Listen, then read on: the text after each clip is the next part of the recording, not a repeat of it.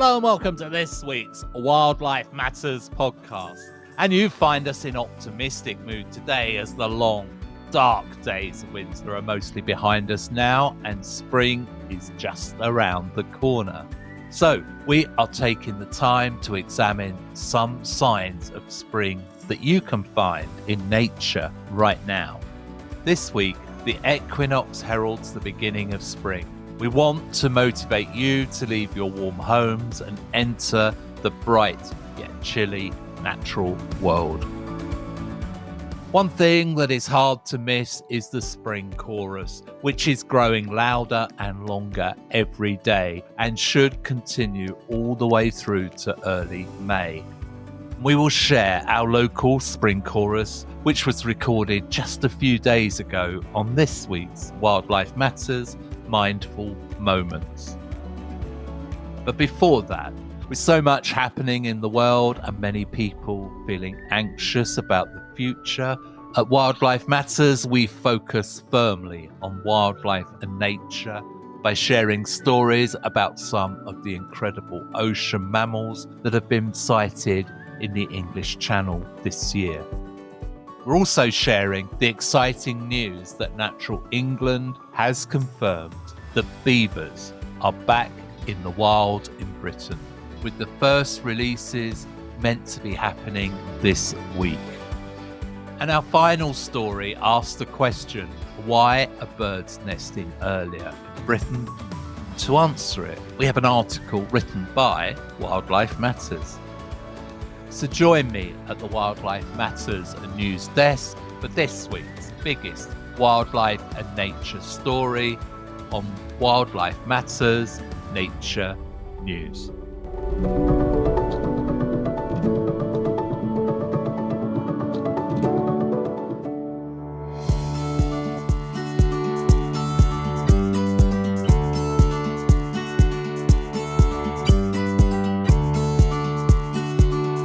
Hello and welcome to this week's Wildlife Matters and Nature News, where we're reporting and review some of the stories that are impacting on wildlife and nature this week.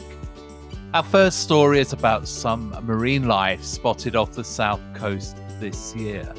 And whilst Brighton becomes a hotspot for sun and fun seekers from all over England in the summer months, the beloved seaside resort is not really known as being a haven for marine wildlife. But according to the local Sussex Dolphin Project, the area is teeming with life, from seals and cat sharks to dolphins and whales. To challenge the view that the waters off Brighton are lifeless, the not-for-profit is currently educating and inspiring locals and visitors alike about the many species, including cetaceans, that call the English Channel, and more particularly the Sussex coastline, home. Thea Taylor, the director of the Sussex Dolphin Project, told us that while we don't have a resident population within Sussex, dolphins and porpoises are recorded off the coast all year round. Over the winter period, sightings tend to be further offshore as cetaceans head out to more stable conditions in deeper water and only head inshore over the summer, sometimes as little as 20 metres from the beach. While bottlenose dolphins make up the biggest proportion of the cetaceans seen off Brighton, common white-beaked sightings and the elusive harbour porpoise have also been recorded. Additionally, in the past few months, visitors to the East Sussex area have been surprised by the increasing number of humpback whale sightings off the coast. According to the Sussex Dolphin Project, there have been 56 sightings made between 2024 and the 2025 winter season at the time of recording. The Sussex Dolphin Project seeks to collect as much data as possible on whale and dolphin sightings to help educate the public and generate widespread interest in the topic. Our data drives everything else that happens problems in our organisation, said Taylor. We currently rely predominantly on opportunistic sightings from members of the public and the local fishing and leisure boat community who are our eyes and ears on the water. The project established a Landwatch volunteer scheme to harness the power of citizen science and gather more data on the species. The scheme trains members of the public to spot dolphins from land and collect data on the individuals that they see. The sightings to date, combined with efforts from other regional organisations to create a sightings network, have allowed the project to understand key areas for cetaceans. In addition to their data gathering efforts, the Sussex Dolphin Project tries to inspire the local community about conservation issues along the Sussex coastline. It encourages change in human behaviour that will lead to increasingly sustainable practices and inspire future generations of ocean conservationists. Like others in the regions, the cetaceans of Sussex are impacted by various threats. The Eastern English Channel experiences many industrial large-scale fishing activities, severely impacting local biodiversity and small-scale fishing communities that rely on local fish stocks for their income. Sussex dolphin populations face major habitat degradation, noise pollution within the English Channel, and PFAS, or per and polyfluorinated acyl substances, also known as forever chemicals, which impact cetaceans globally.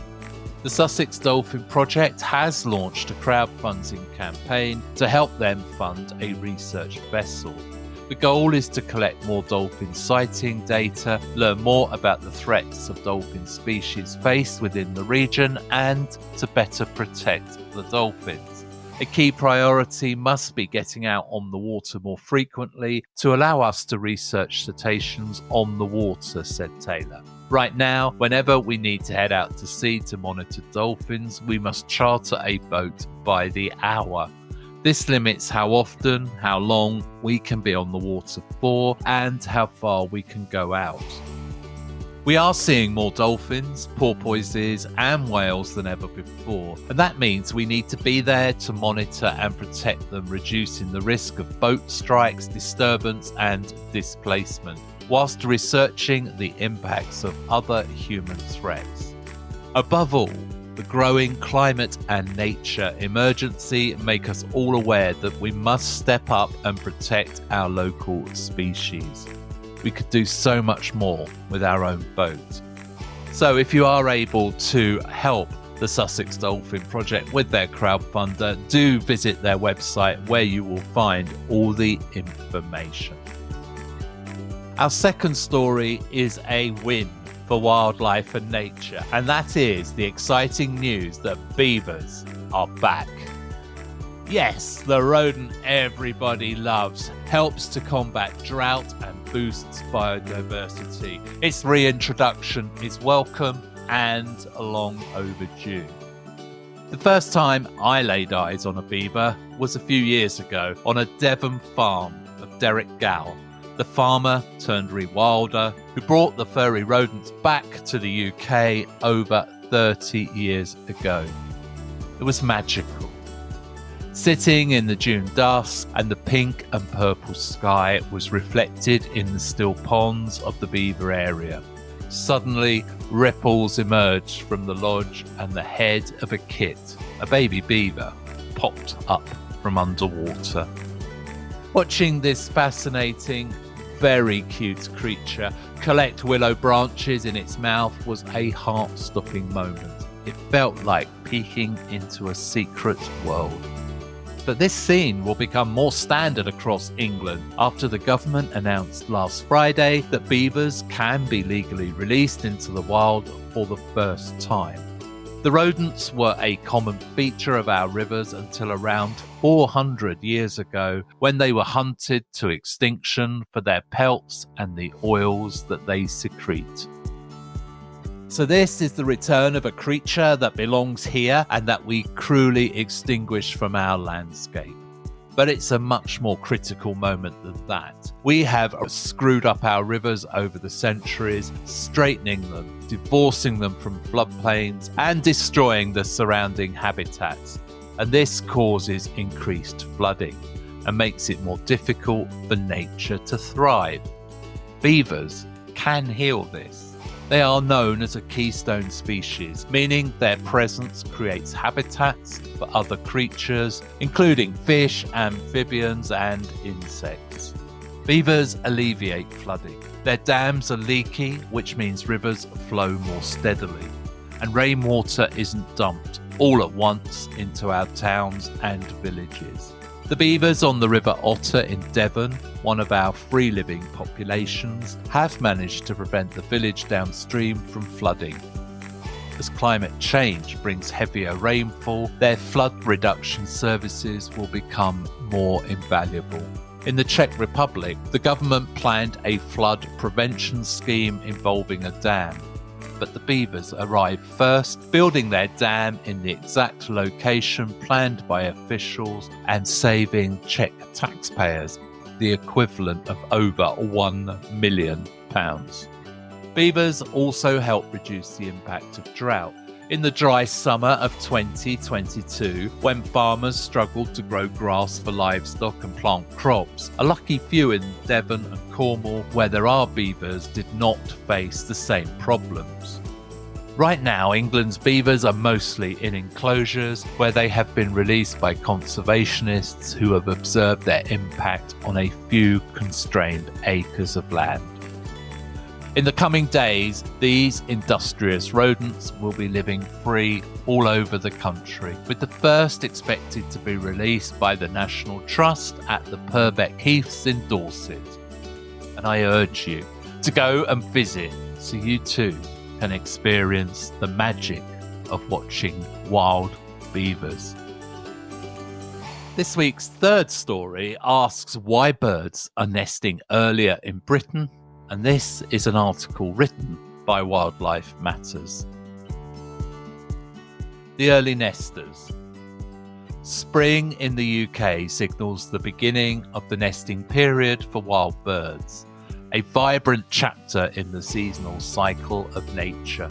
Interestingly, many species embark on their nesting journeys even before spring officially arrives, and some, like the wood pigeons, choose to nest throughout the entire year, adapting remarkably to their environment. The nesting season lasts from February through to August, with peak activity occurring between March and July. However, the narratives of these feathered inhabitants vary. While some birds enthusiastically start nesting in February, others forge their paths, nesting year-round regardless of the season. The British Trust for Ornithology has noted a significant shift in the timing of the nesting season, attributing this change to climate change. What was once a relatively stable cycle is now occurring approximately 30 days earlier than it did in the 1960s. This early onset could lead to challenges, particularly if the rest of the natural world does not adjust accordingly. Many plants and insects which form the essential diet for these birds have not kept pace and often emerge later than the birds start nesting. Fortunately, in a hopeful twist of fate, climatic conditions have prompted some plants and insects to surface a month earlier, alleviating some potential mismatches in timing. When it comes to the early nesters, the crossbills are the leaders, but they're predominantly found in the rugged landscapes of Scotland. These resilient birds can begin nesting as early as January. And considering the chilly northern climate, this choice may seem unconventional, but it works to their advantage as their food sources are also plentiful in Scotland during this time.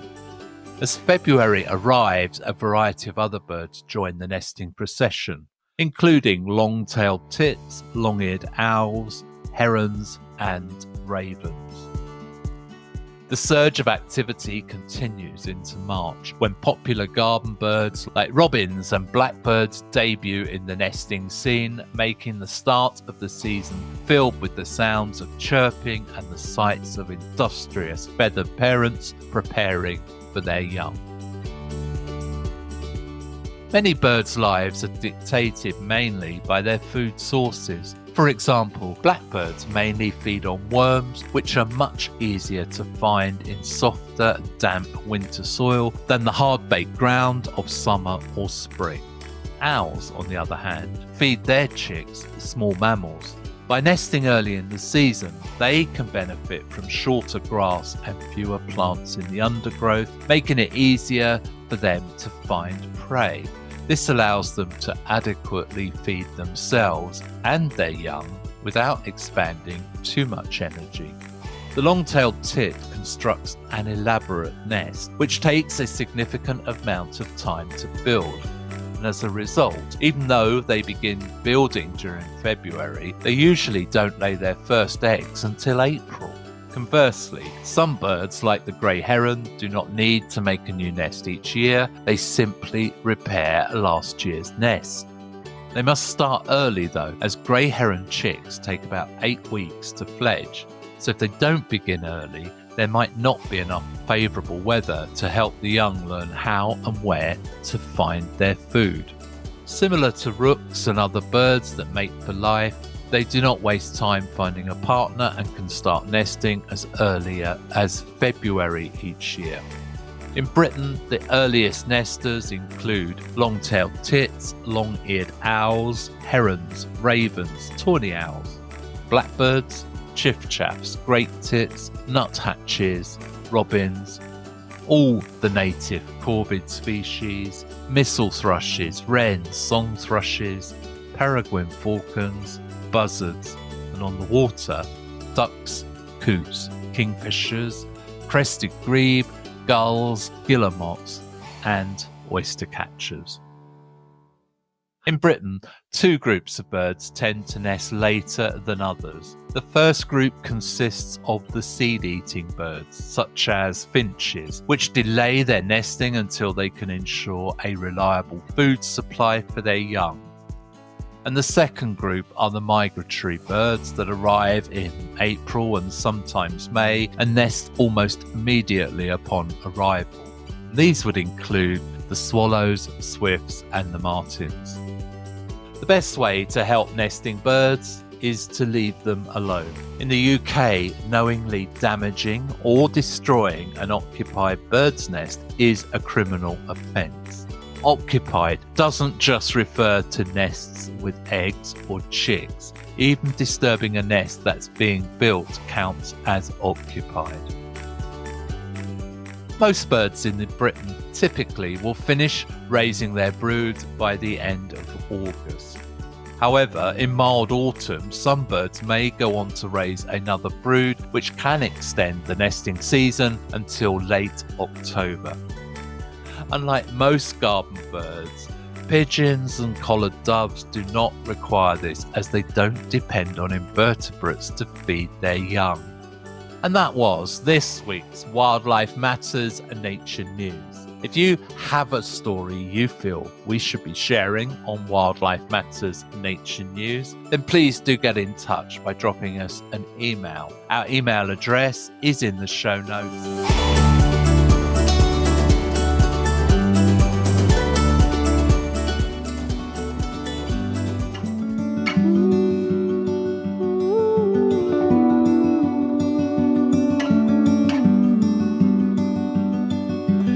It's fantastic news that beavers are finally back in the wild in Britain. Although many have been thriving in the wild for some time, it's still good news that they will be joined by many, many more. We hope you enjoyed our article on why birds are nesting earlier. The article neatly leads us into this week's Wildlife Matters, a Mindful Moments, which is the beautiful and melodic dawn chorus that is getting louder and longer every day. So, if you can, sit back, close your eyes, and enjoy the melodic dawn chorus on this week's Wildlife Matters Mindful Moments.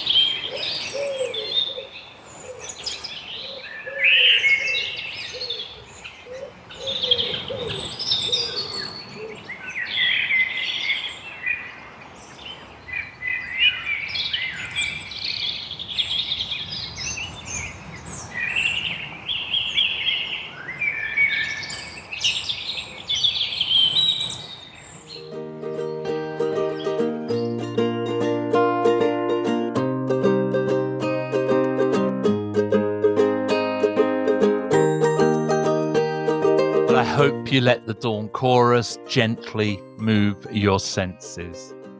The lead bird was the humble blackbird. The male singing is one of the first and most melodic and beautiful bird songs that we seem to underappreciate as we see blackbirds in our gardens every day.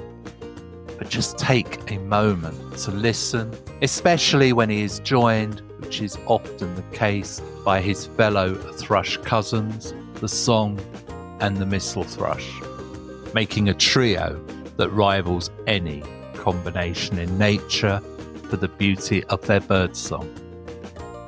You may also have recognised a wood pigeon, blue tit and robin. But I wonder how many of you picked out the nuthatch that was perched on a hazel tree just to the right of me. The Dawn Chorus leads us to this week's Wildlife Matters, a main feature, which features some of the early signs of spring that you can find whilst out in nature this week.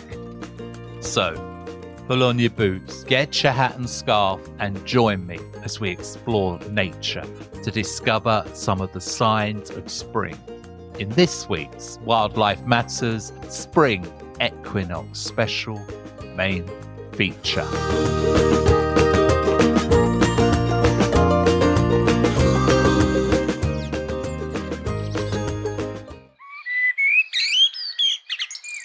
Hello and welcome to this week's Wildlife Matters main feature. And today we're celebrating the spring equinox. As William Cowper said, spring hangs her infant blossoms on the trees, rocked in the cradle of the western breeze. So, are you ready to welcome spring with open arms? Yes, it's time to put away those winter coats and scarves and get out and enjoy being outdoors. And what better way to do that than by exploring the wonderful nature in your local area? But before we start, let's quickly take a look at the origins of the calendar. Did you know that the vernal equinox marks the start of spring for our ancestors? And that the word comes from the Latin ver, which means spring, and nox, which means night. The vernal equinox occurs twice a year, in spring and autumn, when the sun is exactly above the equator and day and night are equal in length. And in years like 2024, it was a leap year, which means that while some parts of the world celebrated the spring equinox on the 19th of March, here in the UK, it would have been 3:06 a.m. on the 20th of March. Due to the Earth's tilted axis, the equinoxes vary from March the 19th to March the 21st each year. Although interestingly, we haven't had an equinox on the 21st of March in this century, and actually we won't have another one until the year 2101. According to medieval bird watchers, spring begins on February the 14th. It's the day when the birds start to mate and the plants begin to grow. So we can indeed say that spring is now here. It's time to head out to your local wild spaces and feast your eyes on that good green stuff. And while you're outside, why not look for some of the fantastic wildlife that comes out to play during the spring season? There's so much to see and explore, from the colourful butterflies to the song of the birds. So take a deep breath of that fresh spring air and let's welcome spring together. One of the signs of spring is the green spears amid meditative browns are the wild garlic leaves, the foliage that loves summer shelter and winter light. Have you noticed there's a pungent aroma wafting through the woods lately? Yeah, that's the wild garlic popping up in the woodlands and under the hedgerows. You can often smell it before you can see it. It's that intense with its beguiling, heady aroma. But before you start foraging for wild garlic, remember some simple rules. Firstly, make sure you have correctly identified before eating it. Secondly, only take what you need and leave at least 80% of the plants or mushrooms that you may find. And it's important to remember that some plants must flower and produce seeds yearly. Wildlife also depends on them as a food source. So did you know that wild garlic is also known as bear garlic in the US and Canada? Because it's believed bears have eaten it after a long winter's sleep to help them regain their strength. And in many parts of Europe, it is known as ransoms or rampion. In magic and folklore, wild garlic is said to keep away evil creatures such as vampires. In some cultures, athletes were told to chew the plant to help them win their race. Early Christians also used the flowers to decorate their churches on the feast day of St. Alphege. And one of my favourite ways to enjoy wild garlic is to make a nettle pakora, a delicious treat that is also vegan. So why not give that a try? And I'll leave a link in the show notes to a recipe from Rachel Lambert of Wild Walks Southwest on how to make it. Of course, if you've got wild garlic and you're going to make that pakora, you're going to need to find some nettles. As Victor Hugo once said, when the nettle is young, the leaves make excellent greens. Growing old, it has filaments and fibres like hemp and flax. So have you been searching for a way to take your diet to the next level? Well, look no further than the humble stinging nettle. Not only are they super easy to identify, but they're also an absolute powerhouse in the kitchen. Did you know that the young leaves contain vitamins A, C, and some of the B vitamins? And that's not all. Fresh nettles also contain 670 milligrams of potassium, 590 milligrams of calcium, 18 micrograms of chromium, 270 micrograms of copper, 86 micrograms of magnesium, and 4.4 micrograms of iron in every 100 grams of leaves. But a nettle's value goes way beyond just cooking. This versatile plant has a fascinating history steeped in nature folklore. According to legend, nettles could cure toothache, break spells and curses, and even promote good health in livestock. Plus, they were believed to have aphrodisiac properties and were used in love potions and spells. Let's remember their role in traditional British cuisine. Nettles have been a staple in British cooking for centuries, from soup to tea to nettle beer. So, if you're feeling a little adventurous, why not try brewing some nettle beer or making some nettle tea? For sweetness, you only need fresh nettle leaves, water, and agave or maple syrup. Give nettles a try and see how they can spice up your culinary adventures and help boost your health simultaneously. Another symbol of spring is one of my favourite wild animals, the beautiful, majestic hare. Now, the mountain hare is found only in Scotland, whilst the Irish hare is also a native Irish species. Brown hares were brought to England by the Romans.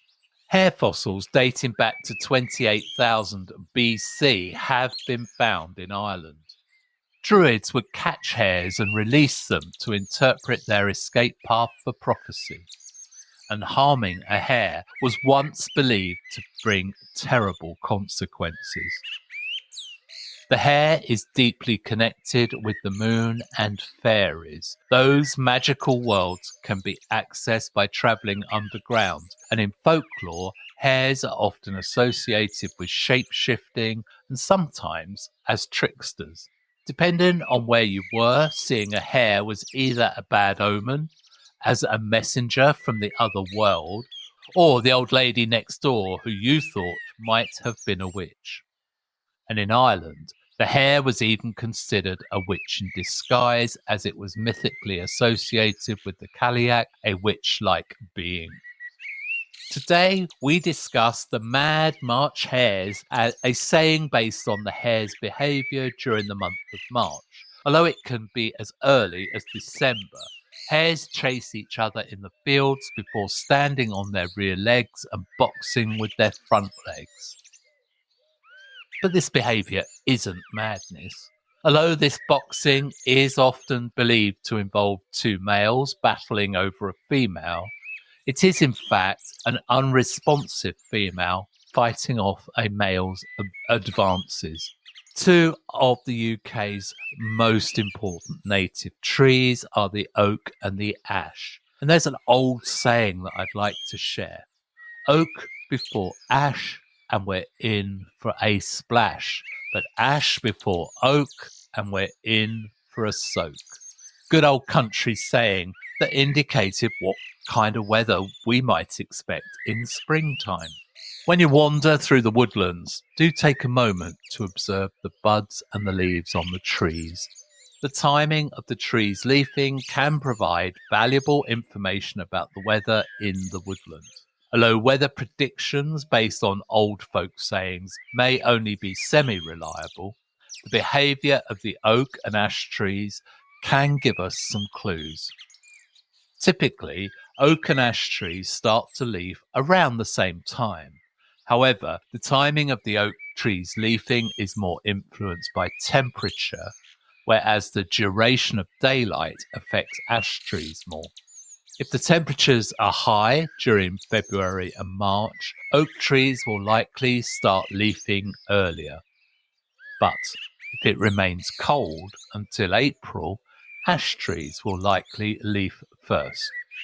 This provides an exciting insight into the impact of climate change on trees and woodlands. Due to the warmer springs, oak trees are beginning to gain an advantage in the competition for canopy space. And unfortunately, that means that the ash trees suffer.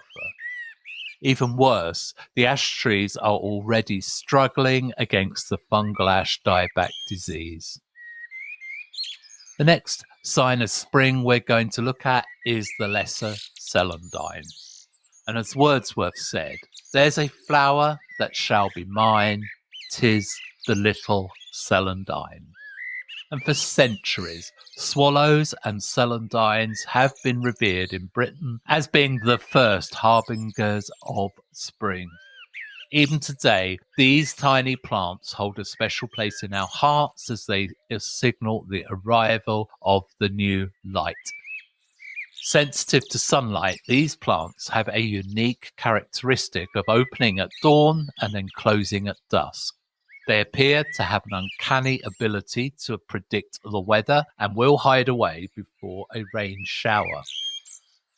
Interestingly, the old Celtic name for the celandine, Gryan, means sun, reflecting its dependence on sunlight for both growth and vitality.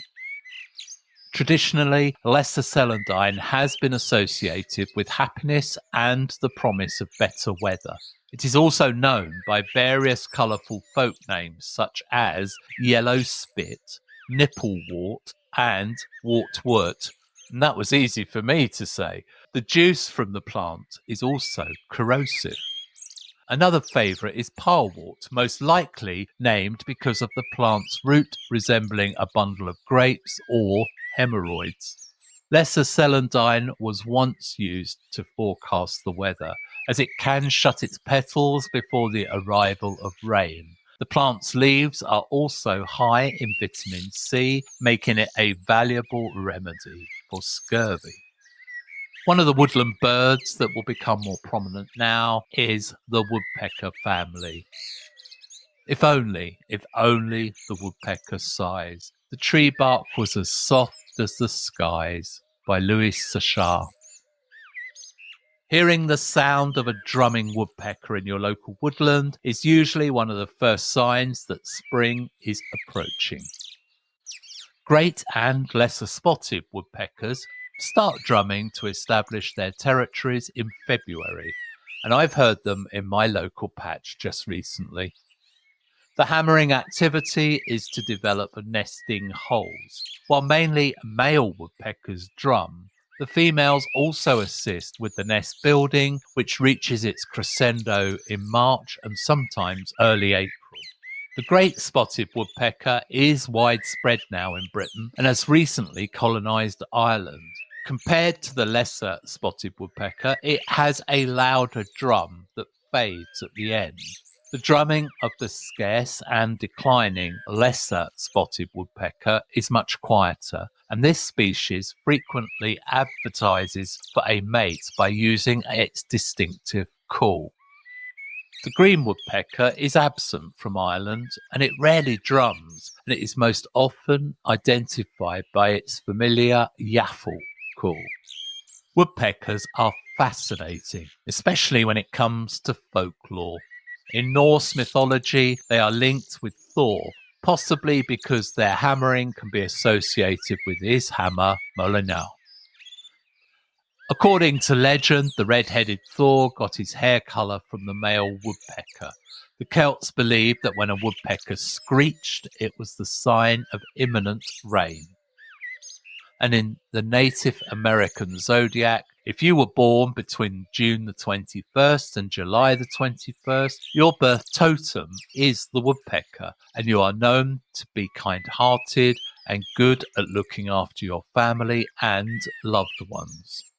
Now we're going to look at another tree that is resplendent in springtime. The cherry blossoms bloom, and their beauty reminds us to find strength in the fleeting moments of life. An unknown quote, but very true. Cherry trees represent the freshness and exhilaration of spring and are one of the earliest trees to blossom. In the UK, two main types of cherries are wild or sour cherries and bird cherries. Cherry trees are hermaphrodites, meaning the male and female reproductive parts are in the same flower. Their flowers, which are white, cup-shaped, and have 5 petals, appear in April and hang in clusters of 2 to 6. In spring, the flowers provide bees with an early source of nectar and pollen. Birds, including the blackbird and the song thrush, eat cherries, as do mammals such as badgers, wood mouse, yellow-necked mouse, and, of course, dormouse. The foliage of the cherry tree is the main food plant for caterpillars of many moth species, such as the cherry fruit and cherry bark moths, the orchard ermine, brimstone, and short-cloaked moths. In Scotland, the wild cherry is referred to as the hagberry due to a superstitious belief that it was the witch's tree. However, pieces of the bark from the tree were placed at the entrance to the home to ward off the plague. The bird cherry is a stunning and fragrant tree that serves as a showstopper. During spring, animals that love nectar gather around the tree for its almond-scented blossom. And the flowers of the bird cherry tree are clustered along short stalks and are also hermaphrodites, meaning that each flower has both male and female parts. They are heavily scented, white in colour with 5 petals, and they will bloom in April. After being pollinated by insects, the flowers develop into reddish-black, bitter cherries eaten by birds and mammals alike. Unlike the wild cherry, the bird cherry does not produce root suckers. But, like the wild cherry, the spring flowers do provide bees with an early source of both nectar and pollen. The tree's foliage is eaten by caterpillars of many moths. Like the wild cherry, the spring flowers do provide bees with an early source of nectar and pollen. However, the tree is toxic to livestock, and particularly goats. Many other plants you will see now have links to Spring Equinox, which are beneficial for wildlife and rich in folklore tradition. Some common flowers, herbs and plants associated with spring are daffodils and tulips, while crocuses represent rebirth and renewal, and my favourite spring plant, the primrose, is associated with youth and new beginnings. Pussy willows symbolise fertility and growth, whilst forsythia represents transformation and change. Shamrocks are associated with luck and good fortune. Lilacs represent rebirth and new beginnings, and peonies symbolise prosperity and good luck. Mint is associated with abundance and prosperity, whilst rosemary represents a remembrance and fidelity. Thyme is associated with courage and strength. And lastly, but not least, the humble but remarkable dandelions symbolise wishes and dreams coming true. Now that you've been out and discovered some of nature's early spring gifts, don't just come home and stay in. Spending time in nature, taking walks and observing seasonal changes are all great for well-being. Our ancestors recognized this a long time ago. The pagans celebrated the spring equinox as Ostara. Now is the time to acknowledge and appreciate nature's beauty and power in its spring form by participating in rituals and ceremonies that connect one with nature's energy and life force. So try sowing seeds of vegetables and flowers, planting and tending to your gardens by pruning bushes and climbing roses, and planting your garlic, onions and shallots. And don't forget to plant the summer flowering bulbs and prune your apple trees. Being out in nature or working in the garden is the best way to practice mindfulness and gratitude towards the earth and Mother Nature. Whatever you choose to do this Ostara, I hope you enjoy your newfound energy and use it to benefit your mental, emotional and physical health and well-being, and enjoy being out in wildlife and nature. And that has been this week's Wildlife Matters main feature.